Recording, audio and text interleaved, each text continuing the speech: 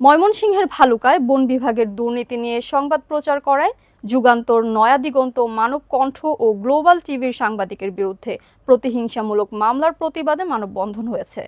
সকালে Bhaluka bus stand এলাকায় এই কর্মসূচি পালন করা হয়। ইমন সরকারের তথ্যচিত্রে বিস্তারিত জানাচ্ছেন সিথি জান্নাত।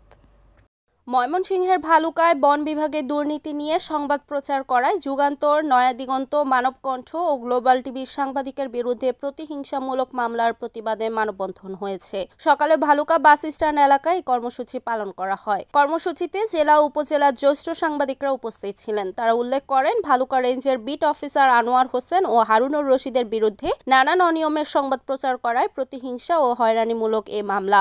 সাংবাদিকরা সঠিক তথ্য প্রমাণের ভিত্তিতে সংবাদ তৈরি করে এ ধরনের মামলা গণমাধ্যমের কণ্ঠরোধের অপচেষ্টাও বলে অভিযোগ করেন তারা।